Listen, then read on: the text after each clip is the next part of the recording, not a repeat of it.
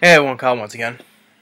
And we'll figure since I've reviewed the original Dawn of the Dead, which is classic, my favorite zombie movie. Now I just find it fitting that I review the 2004 remake, Dawn of the Dead.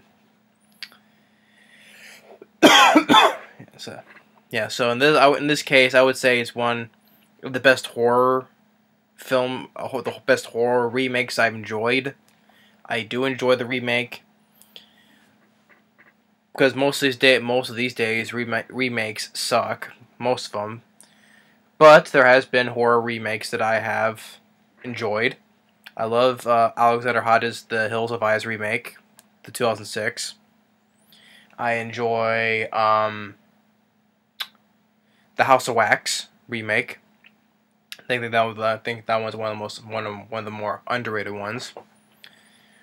The 2009 The Last House on the Left, I like. I think it's better than the original.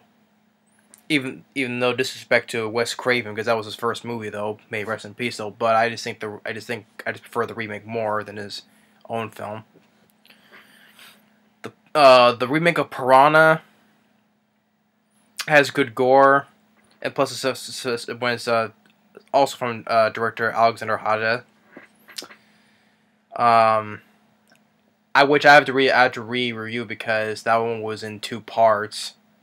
So, which I did not like. I have to give it a full 1 video review. So, I just hate doing it in parts. So I have to revisit the ones I did in parts, like I said before. I have to redo for 1 full video. But Piranha 3D technically, I don't give it like as much praise when I first saw it than I used to, but I think it's overall pretty decent. Friday the 13th, which I do the 2009, I also don't mind it either. But there has been remakes I have liked, especially in the horror movies. Even though there is other remakes that are not horror movies I do like though, but most of the days when they want to remake something, they say, you know, that does not need to be remade.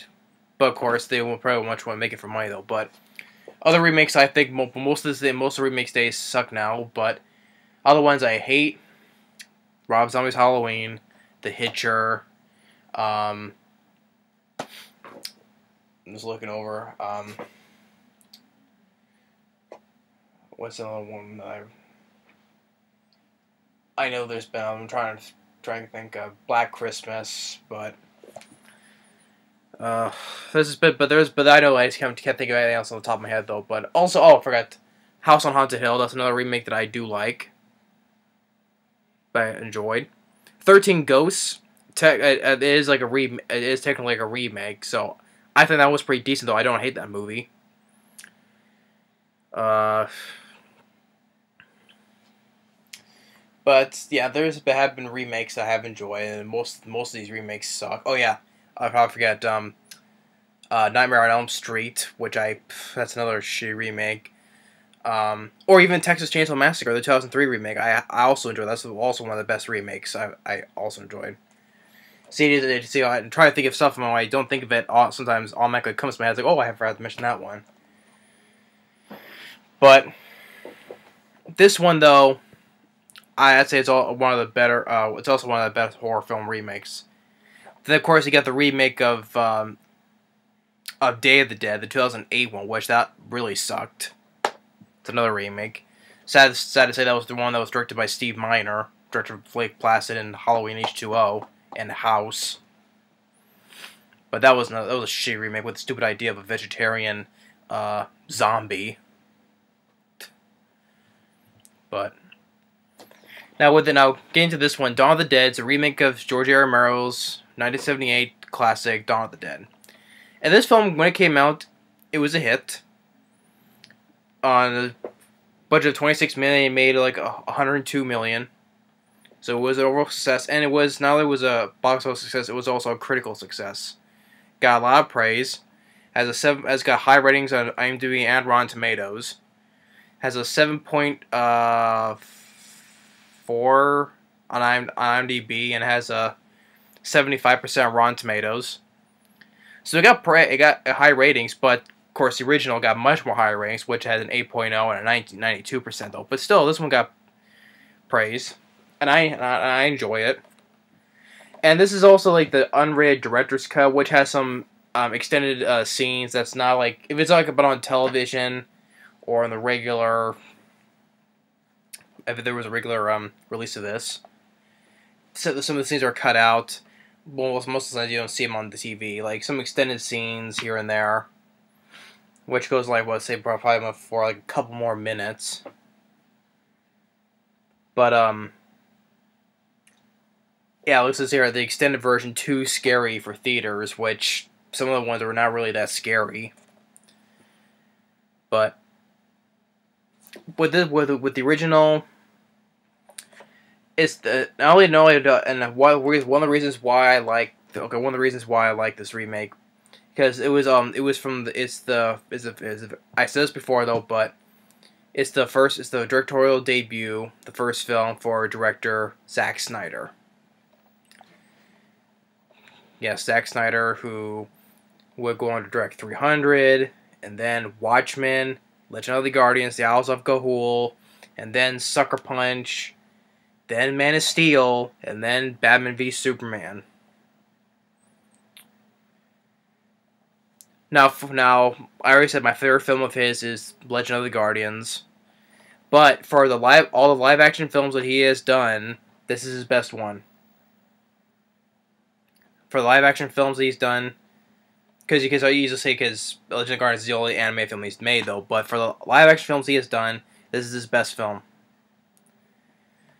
So, because 300, I'm not the biggest fan of 300. I like Watchmen, but it was pretty much like a one-time watch for me. Because even though there's things I did like in that movie, overall I did like Watchmen though. But it was I just can film like I just watch it like once and maybe twice at the most, and just don't watch it anymore because I don't know. It's just one of those films that you kind of feel like it's a one-time watch, and if anyone knows or understands what I'm saying, yeah, that's what I'm trying to explain for that. But overall, I did like Watchmen. And then came Legend of the Guardians, which I love. Then Sucker Punch sucked. Did not like Sucker Punch. And then came Man of Steel, I hated. And then this year, Batman v Superman, which I hate even more. I know some people will get mad at me for that though, but I did not. I hate Batman v Superman. It's one of the worst films I've seen this year. I wish Zack Snyder going to make another film like this, or better yet, I'd rather him just direct a sequel to Legend of the Guardians. I've been saying that over and over again. I'd rather have him direct instead of not make another DC film, which he's also going to be good directing Part 1 for Justice League. Great. Instead of directing a sequel for that, for another one, I'd rather him just direct a sequel to Legend of the Guardians. That's what I would rather see him do. So yeah, pretty much I would say like 3 films of his out of all the ones like I like.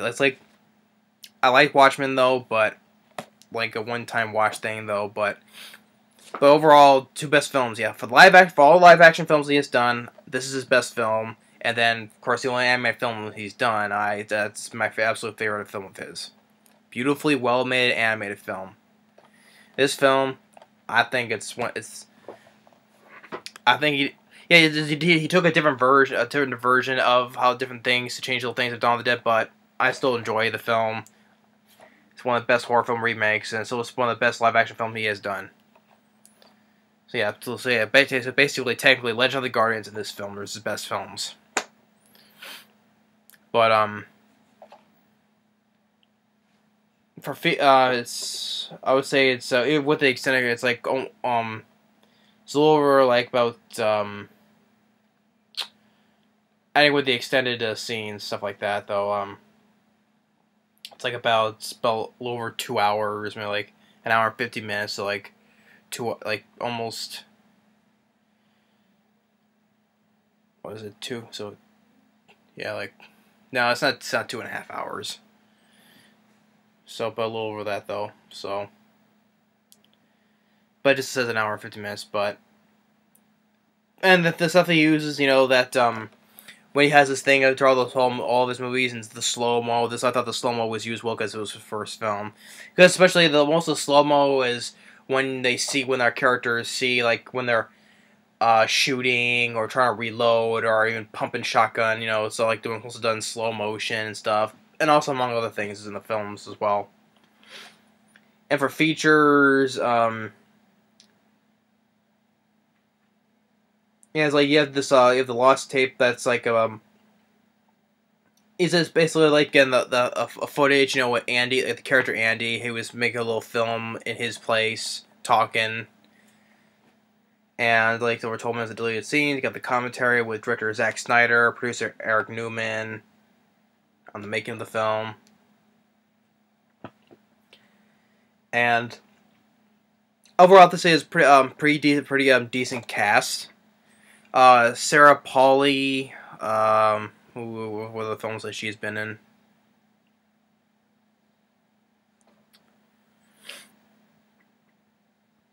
So the films that she has been in, because I mostly remember her from this film.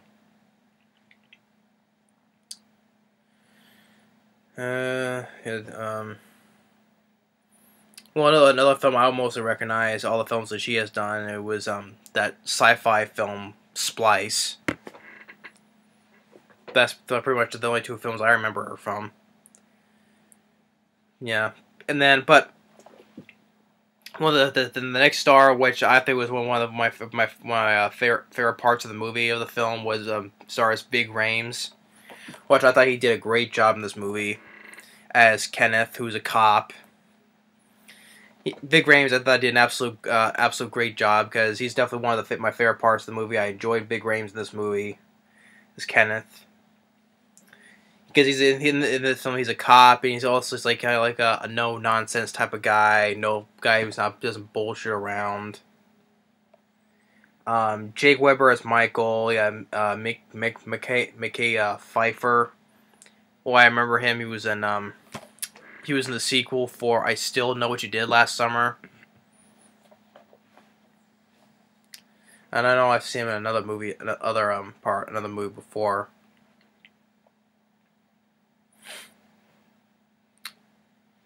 Yeah, he was in the sequel for I Still Know What You Did Last Summer. He was in film Shaft, the one with Samuel Jackson. That was based on the TV show Shaft with Richard Roundtree.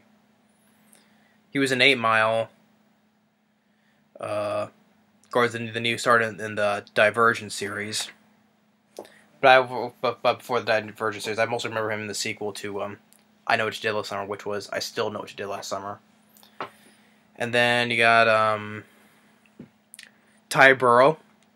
Now it's mostly remember him starring the show Modern Family. Also been in other movies as well, other films as well. He was in the sequel to National Treasure, The Book of Secrets. He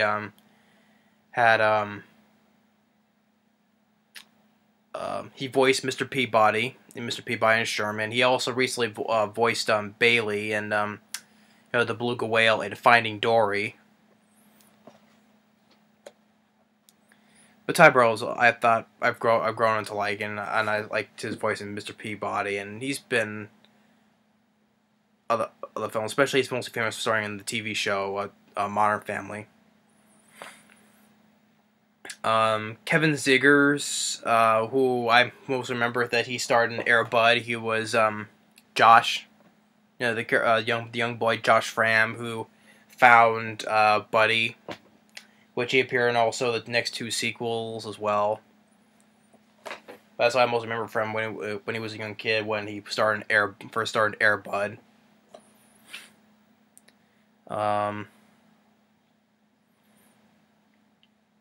Michael Kelly as CJ, who I liked. He was first, when they first introduced, when they get into the mall, he was like the head of security. He was being such a dick basically, but then later on in the film, he goes and helps everyone else to survive and whatever. And then of course you got well, I'll get to that though, but it opens up differently than the original, where in the original it was the film the movie basically already the world has already gone to hell when it first opens up, but it opens up before the day before everything goes to shit basically. But Sarah Polley, who's the nurse Anna, and when she's driving home from work from the hospital, she sees a girl, like the neighbor, like a what is it? Yeah, lives in the neighborhood, and then her gets with her husband. Well, I know something like that before. Who what was it? I know I've seen him before. I just can't remember his name. Who plays her husband?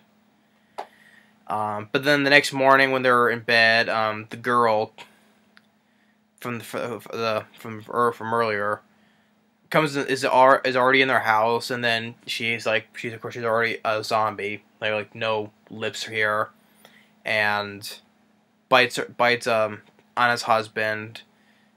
She's thrown and just jumps up really quickly. Then the husband dies, and he comes back, chases her. She gets into her car, drives off, and which at first looks, everything's already chaotic. Fires, there's fires, everyone's running around screaming, zombies running all over the place. So she drives off, and she's driving off. You get this wide shot of her driving on the road, and then all of a sudden you see a car roll into a gas station and explodes.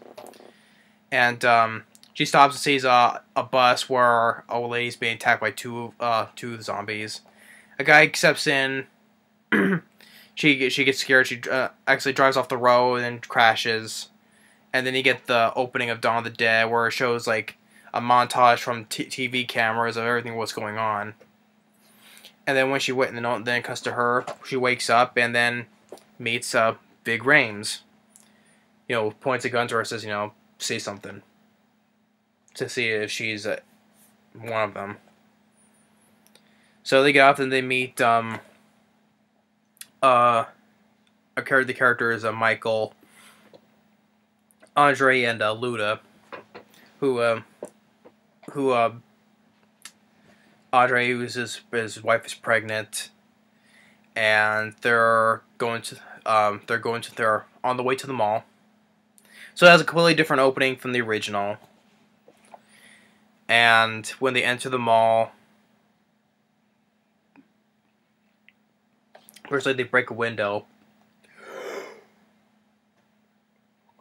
Sorry. Then because they enter from the back way and the doors are locked, so they break a window. Then they get to the front. They get to the front of the mall. All the doors are locked. And I thought that was I got a funny moment from Ving Rhames, because Andre and Michael said they were going to split up and check out look around the mall, see if any other doors are locked. And I thought, well, Michael, he was going to ask Kenneth, Ving Rhames. So, officer, you go and check down that way. And Ving Rhames goes and gives us a look. He's like, he's like, don't. He's like, I don't take orders from nobody. Basically, he has that type of look, that no bullshit type of look. I don't know why. I just got a chuckle out of that one, because I like Ving Rhames. I thought he did a great job. He has that no nonsense face. And the guy says to him, "Okay, you just stay here with the gun." So, Mekhi, I pronounced his first name, Phifer. He checks another back window. It's locked, and then one zombie shows up. Michael goes to the sports store, and he hears a noise, and he gets a croquet mallet, which first he has a crowbar, which switches up for a croquet mallet. For me, I would have stuck with the crowbar. But then he opens the door, there's a zombie janitor eating another person and attacks him. He hits the croquet mallet, but it breaks easily. But then he manages to take that broken piece and jam it right through here to the head. And then where the other ones are waiting, a zombie shows up and attacks Andre's pregnant wife. But then it gets to a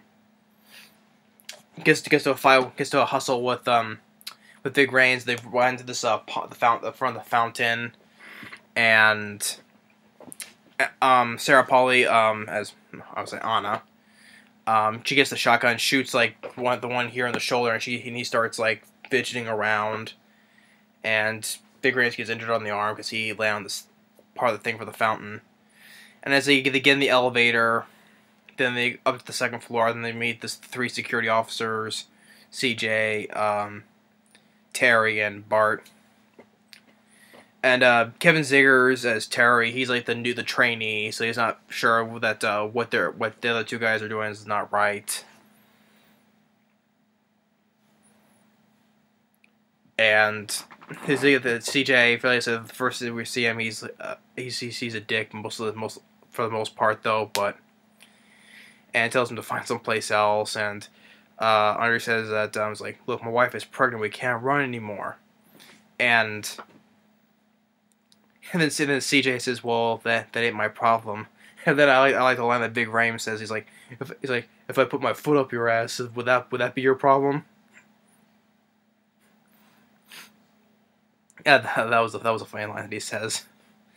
And then because Terry says he's saying, he is a cop, CJ. He's like, so what? It doesn't matter if he's a cop, because in this place, authority doesn't have any say anymore. So they let him out. They give their guns to them, and then they watch they see some TV. And then, of course, we get our cameo appearances from the 3 original actors from the original Dawn of the Dead, which was nice to see. First, you see Tom Savini. From the original, he was one of the bikers, and like I said, he also helped do the special makeup effects for the original movie. Has a cameo appearance as a sheriff who explains he wants to shoot them in the head. And then you get another appearance from the original. You got Scott Reidinger, who played Roger from the original, as a military officer. And then they said they were there. They plan to play up on the roof for an SOS. They see a helicopter, but flies past them. So they get locked up for the night, like prisoners. And before the TVs go off the air, you get another appearance by Ken Foray, who played Peter from the original, who just says, he was like the guy who's because he's like a type of preacher, because he's wearing like a cross here and talks about stuff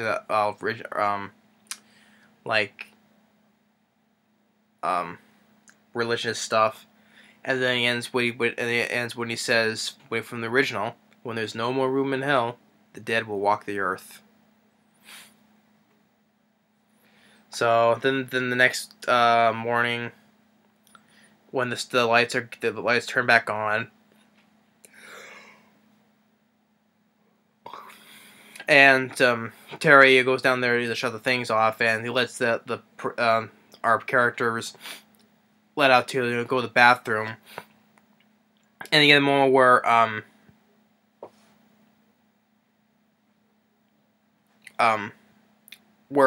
Audrey and Kenneth are in the bathroom, and Andre is talking about that I've done terrible things over my life, and you're the type of guy who's who does says church stuff, and I don't know the good line that he says that it's like, oh I get it. You saw hell yesterday, and you're just scared. You're now scared to go to hell for all the bad things you've done. I'll tell you what. You go in the stall, say 5 Hail Marys, wipe your ass, and you and God can call it even. So like I said, this guy, Ving Rhames did a great job. He's one of one of the best parts of this movie for me. And then Andre says that he wants to, yeah, for all the bad things he's done, he wants to, but all he cares about is having his baby, and wants to give everything that, give the baby everything it wants that he didn't. So Terry looks at the security cameras, and there's a truck coming to the parking lot, and everyone goes on the roof.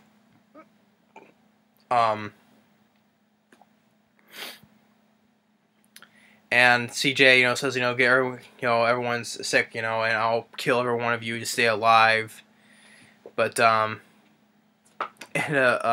says, get the gun. Says, get the gun out of my face, and they get the guns away from them, and they plan to help out whoever's in the truck, and they back up, and all the way down to the loading dock, and you get this little bit of a funny, little humorous scene where Michael and Arthur are down there, and they want to go out there, and Michael's about ready to open the door, but it stopped because Arthur says, "Oh, come on, man," because there's a lock on the door, and he unlocks, and he's like, "Thanks." So they get there. They get everyone else in, including this heavyset woman, which I think was a guy, really enough, who has been bitten. You get all the other people in there, like Ty Burrell as Steve, who's also a dickhead as well. You got Nicole, you got the guy Tucker, Glenn, then Linda Booth, and as I said, Nicole, and then along with her father, Frank, played by Matt Frewer, who really enough was who played the next door neighbor to Rick Moranis in Honey, I Shrunk the Kids, really enough. And which, of course, he also had another role in Watchmen as well. So he plays the father of Linda Booth's character. So, what was it? Ving Rhames. He plans to use the truck they drove in because he wants to go to this place because his brother is over there. But they explain that they just came from there and that place is gone.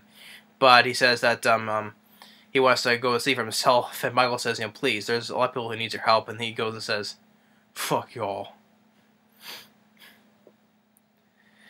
And then he goes on the roof and he sees Andy, who owns a gun store from a little ways across the horde of zombies.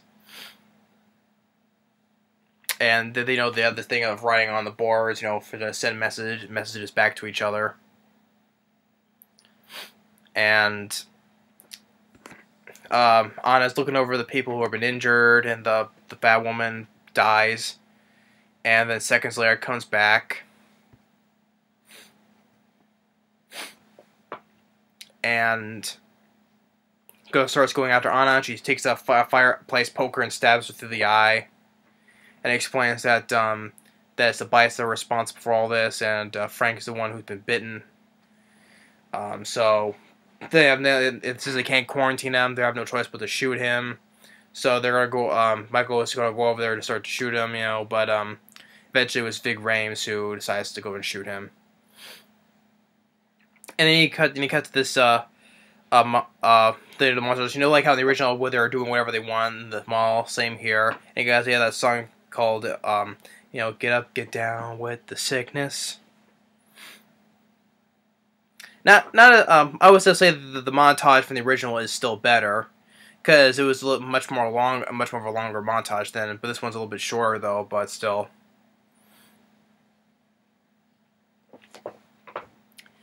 And of course, you get this one of the extended scenes that's not like you're not on TV or anything, but or on the regular version of this, where this character Glenn, who was like at the church, he plays the organ. He tells tells CJ and Bart, who are locked up in the cell, tells them that he's gay, and CJ's like, "Oh, shut up! Oh, I'm in hell." They're like, ah. And then you get another. Then after that, you get where they on the roof where they get to play this game where they write down like celebrity names and like on the board and to tell Andy to find who's like the celebrity impersonator and shoots them.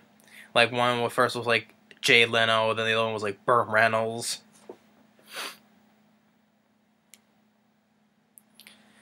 And then one night, then they're having all dinner together, discussing that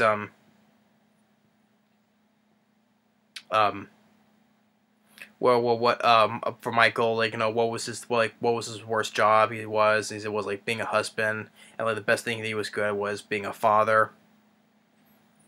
And like everyone was like silent because he had like a kid, and I guess he was now dead.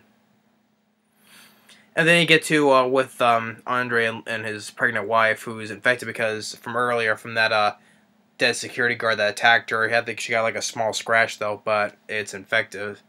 But anyway, but he has her binded down on the bed, and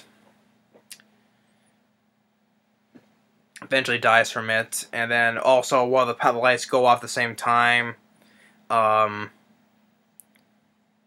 Kenneth, Michael, and CJ and Bart, they all go down there to check the generators.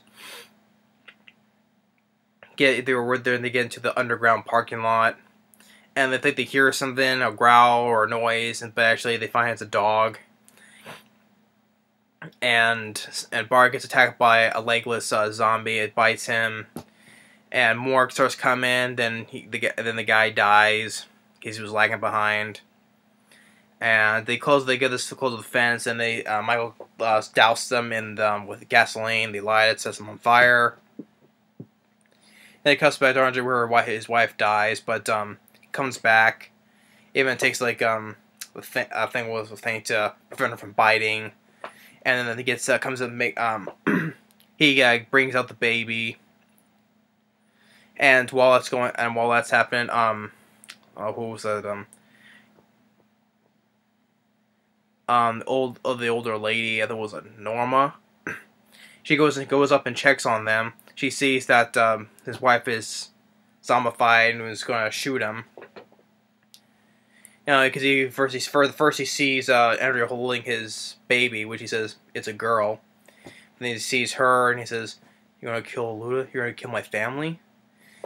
Well, I mean, it doesn't matter if it's your family or not. If your family's dead, you might as well have to shoot him. The logical sense. So she shoots his wife. And then he starts shooting her back, and they're shooting each other. They both die, and they all hear the gunshots, so they all rush in. And then you get the zombie baby, which is kind of like like thing like, oh, that sucks. You know, like giving born to a zombie baby. Even though that's not the first time I've seen a zombie baby, it was the one that was in Peter Jackson's Dead Alive. It wasn't the first time we see a zombie baby, so which I like Dead Alive. Back when the early things when Peter Jackson was good.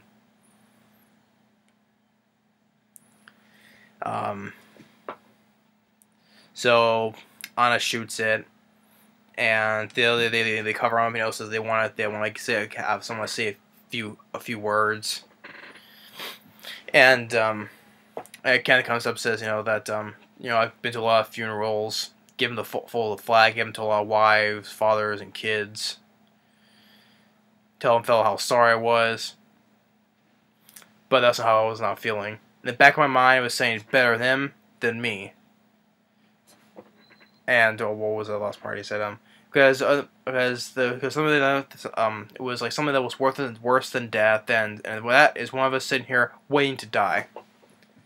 And they discussed to reinforce buses, so they wanted to reinforce it. And Ty Burrell says, "Oh, you know," he was sarcastically being the jackass. Says, "Oh, why don't we just go to Maria and take my boat for our pleasure cruises, you jackasses?" And they go with that plan because there was like an island they can go where because we're supposed to be safe. So they get them reinforcing the buses, and but they need to pick up Andy because he's hungry, and they plan to use Chips, the dog, to give him like this little sack to give the food for Andy. So they lower the dog into the horde of zombies who has no interest of eating like in this film they have no interest of eating animals, like in some other zombie stuff though. But yeah, so like I guess in this case the zombies don't eat animals because they completely ignore the dog because they're attracted to the noise, but the dog barks, but I guess they ignore animals, so they ignore the dog. Leads all the way to a shop, and it gets through a doggy door, but the zombies catch the door before the door closes, and eventually that's what leads to Andy getting bit because he talk on the walkie-talkie. And so, of course, Nicole worried about her dog, so she goes and takes that truck and goes all the way over there, like with Ty Burrell says, is like, oh, that he is going after the fucking dog. So, they seek, and Ving Rhames sees Andy Ryan's but it's in blood, so he's turned already. And Nicole, hides herself in the closet, so they have to plan to get over there. So they go through the sewers, and then out into the street. And of course, when the sewer lid slams shut, they hear it and they start going after them. And they get into the gun store. They start grabbing as much ammo as they can, guns, ammo, and then they see Andy bang at the door, and Ving Rhames, says, "I'm sorry, brother," and shoots him. You get his head blows in half. It's just harder to tell if it was done practical or CG. I think one of the features that they did that it was like practical, but from how the way it was looked though, it looked like it was a CG effect when his head blows up.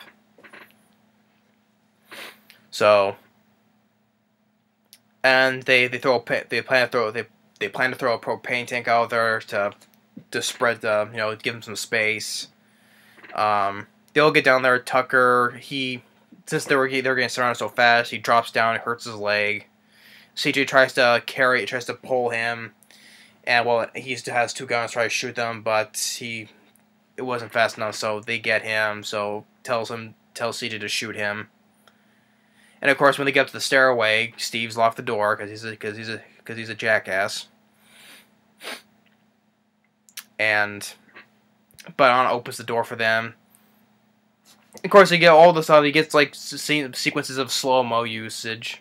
Like when they get the stairwell, you see a slow-mo, of Terry slowly hitting the door. Or other times we see him when they're just loading up or shooting.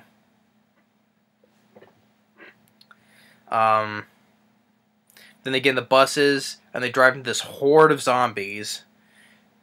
He's probably like 1,000, and they're all completely covered all the way around. So CJ, he plans to throws another propane tank in the crowd, and then at the funny moment where he throws it and it gets picked up by this big muscular zombie, and he's about to throw it, but then he shoots it because it has a flare attached to it. It blows up, sends like the shockwave that sends them all down. Well, they're not really dead though, but blows them back though. So they manage to clear them enough space to get through the city. Then there's one zombie that's hanging on the second bus. Glenn, he was going to use the chainsaw, but when they get to a hard left, or was it hard right? I forget. The jerks the bus over, and the guy actually chainsaws that one girl. I forget the character's name. And that bus flips over. So the first one has to go back from, and Steve Ty Burrell, that he is once again being a dickhead. He's gonna leave everyone to die, but he gets attacked. So they get back there. They find him dead. He's a zombie, and Anna shoots him because like before, like before Steve tells him, "Hey, do me a favor, if I get turned to one of those, blow my head off." And she says, "Oh, you can count on it." So eventually she shoots him in the head, and Ving Rhames is like, "Damn." So, and Anna almost forgets to get the keys from him because he has the keys to his boat, and then the zombies come in and they manage to get everyone inside, and they get to the marina. CJ decides to stay back, gives it some time, I guess. But when he tries to get out for one way for the bus, but it's jammed, so he's trapped in there. He tries to shoot, but then he sacrificed himself to ignite this big propane tank in there. Bus explodes. Decent explosion. And I guess that makes a block where the zombies don't get them. But as they're about to leave, Michael reveals that he's been because back when in the town they were at trying to escape because where Alan was almost attacked. During that scene where they were pulling her in the bus, you can clearly see, at least I did, that Michael, he got bit. So yes, he has to stay behind as they go off into the sea. So it shows like a slow-mo of the wide panning of him, but then it shows him gets the gun and shoots himself. And then during the end credits, he turns to a found footage ending because Terry finds Steve's camera. And so as it's going on, it shows them they're on the sea, and they find a boat with a cooler with a zombie head in it, and they shoot that.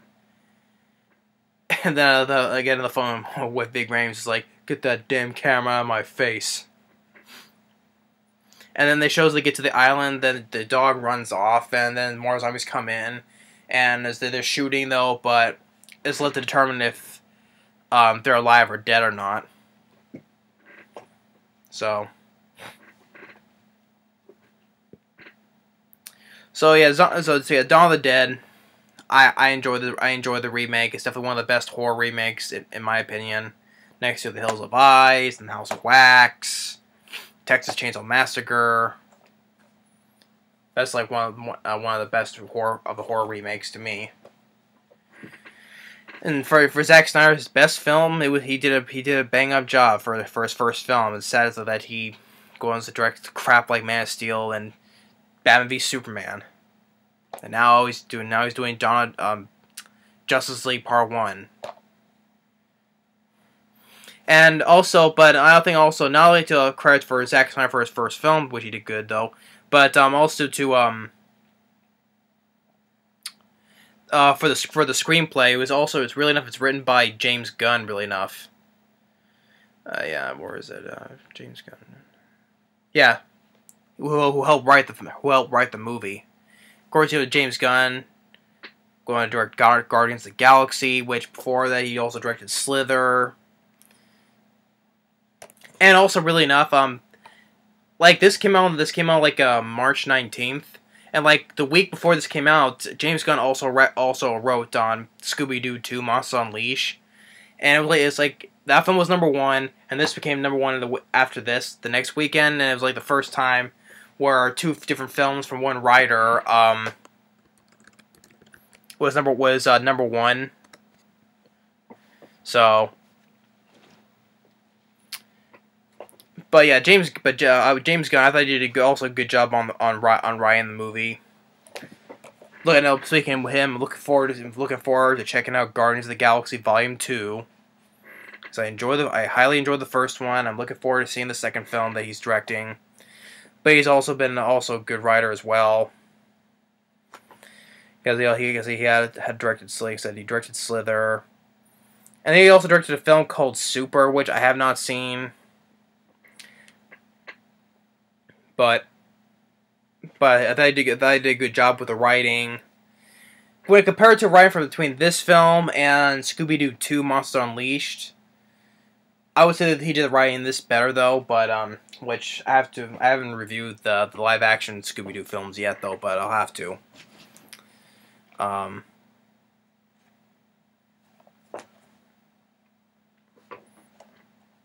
But it will also that James Gunn also helped wrote on the first Scooby-Doo 2 as well, not just the second film, but the first one as well. But yeah, So I have to also give a hand for James Gunn as well, and of course, but the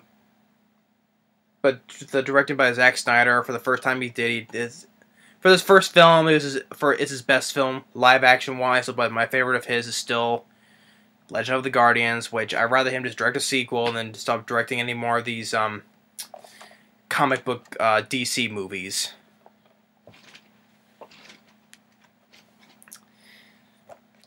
And I just said because I love Guardians of the Galaxy, I just rather him just direct a sequel to that because no sequel has been mentioned. I would rather see a sequel to Guardians of the not Guardians of the Galaxy for the James Gunn, but Legend of the Guardians than more than any of these new DC films.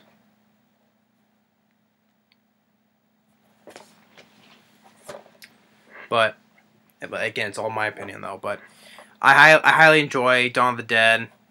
Especially if I would say it's a good adaptation of the remake, but the original is still better. It's a classic though, but it's definitely for the horror remakes of today. Because I also have to mention the 1988 of The Blob and John Carpenter's The Thing, which you can see right there. But because those are remakes from the 80s, so I'm talking about the remakes of today. Because most of the remakes today suck, but there has been I enjoy, but most of them have sucked. But so I can't say I don't hate every single remake. But it's definitely one of mostly for the horror films of the remakes. It's definitely one of the best, next to Texas Chainsaw Massacre, and then House of Wax, The Hills of Eyes.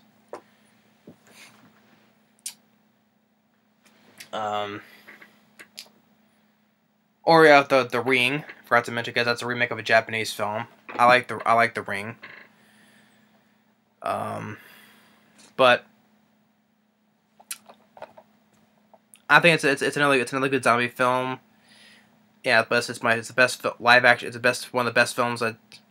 When I compare it, if it's for live action, let's say for live action films for Zack Snyder, it's this film. But my favorite is Legend of the Guardians. But those two films, this one and that one, are his best films, in my opinion, though. But I'm sure some people will think differently, though. We all agree to disagree, basically, though. So, but it's all my opinion. But I enjoyed this remake, and it's for Zack Snyder's first film, he did a great job. I like the cast. Thought they all did fine, especially Ving Rhames, who was definitely one of the highlights of the film for me. The usage of the slow-mo worked fine. There was a little bit of criticism earlier because how the zombies they ran instead of being slow and walking, whatever. The zombies running didn't bother me. I didn't think it was. And it was nice to see the cameos from three of the original actors from the original Dawn of the Dead: Ken Foree, Tom Savini, Scott Reitinger. But I